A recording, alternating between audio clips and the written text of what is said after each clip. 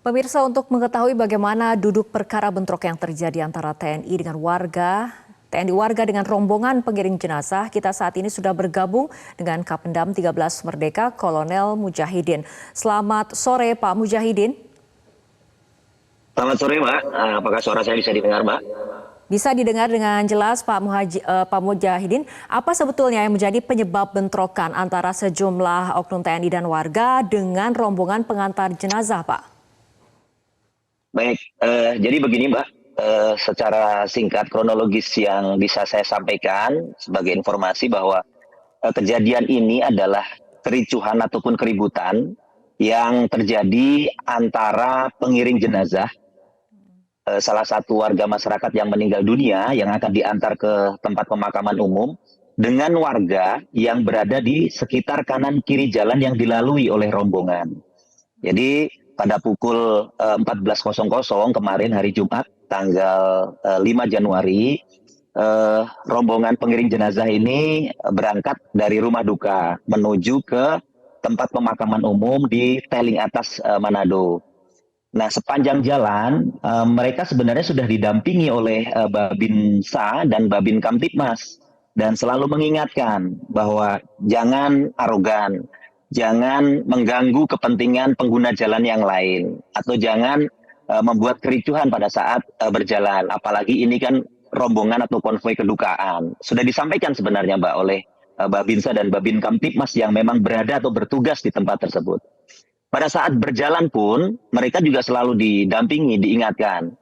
Nah, tidak hanya di depan Kodam saja mereka yang lewat, tapi ada beberapa tempat-tempat publik yang dilewati oleh rombongan ini. Salah satu atau beberapa tempat itu adalah rumah sakit, kemudian sekolah Ebenezer, kemudian beberapa tempat-tempat publik yang lain. Nah, pas tepat di depan Makodam, eh, Babinsa kembali mengingatkan, tolong jaga ketertiban.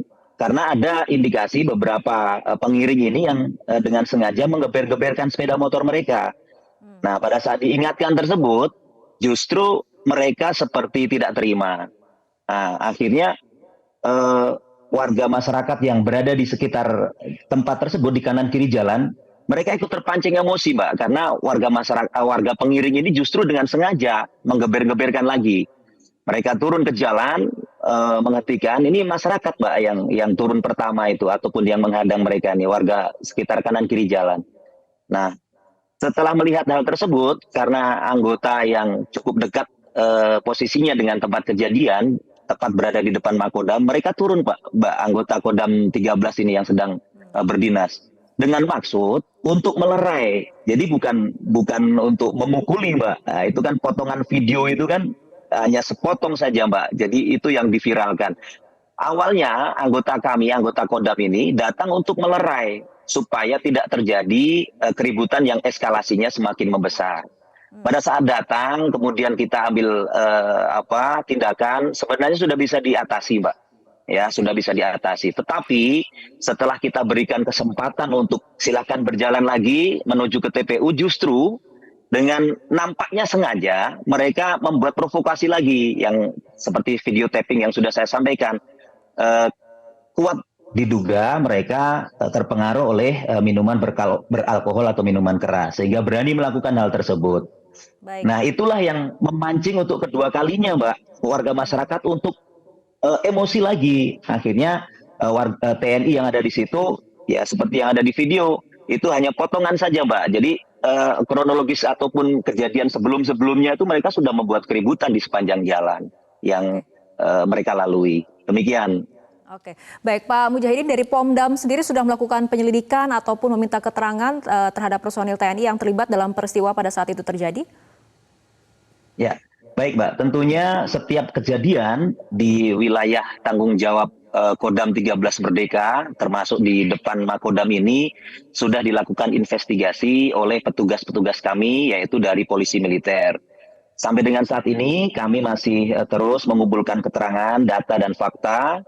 Eh, Apabila memang ada keterlibatan ataupun pelanggaran yang dilakukan oleh prajurit, tentunya kita akan lakukan tindakan secara proporsional sesuai dengan undang-undang yang berlaku di tubuh TNI. Demikian, Pak.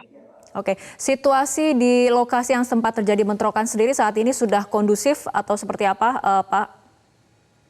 Baik, Mbak. Jadi pasca kejadian, tadi kami lanjutkan, Mbak ya, setelah kita berikan kesempatan mereka untuk melanjutkan perjalanan, itu situasi sampai dengan saat ini, Mbak, semuanya kondusif. Tidak ada ekses apapun ataupun hal-hal yang menonjol yang terkait dengan mungkin pengumpulan massa dan lain sebagainya. Semuanya kondusif.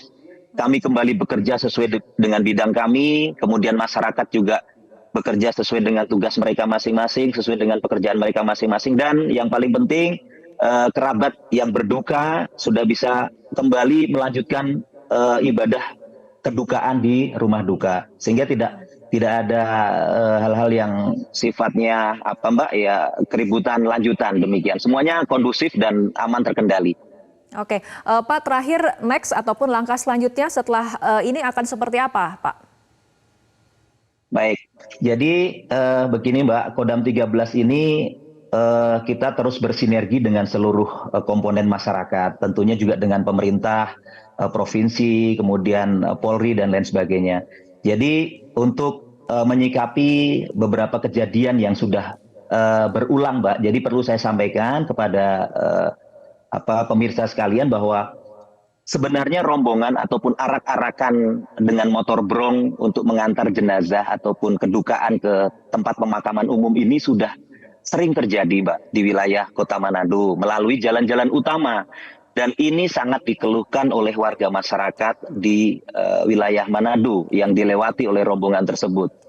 Sudah menutup jalan, Mbak, akses jalan yang berlawanan tidak bisa lewat, kemudian menimbulkan kebisingan yang tentunya sangat mengganggu warga masyarakat yang ada di wilayah Kota Manado. Sehingga pertama yang kami lakukan adalah terus menghimbau, Mbak. Menghimbau kepada warga masyarakat untuk tertib berlalu lintas. Kami juga sampaikan bekerja sama dengan pihak kepolisian, teman-teman dari pihak kepolisian. Dan juga kepada pemerintah, tentunya dalam hal ini pemerintah provinsi maupun pemerintah kota, untuk bisa menghimbau ataupun segera mendata.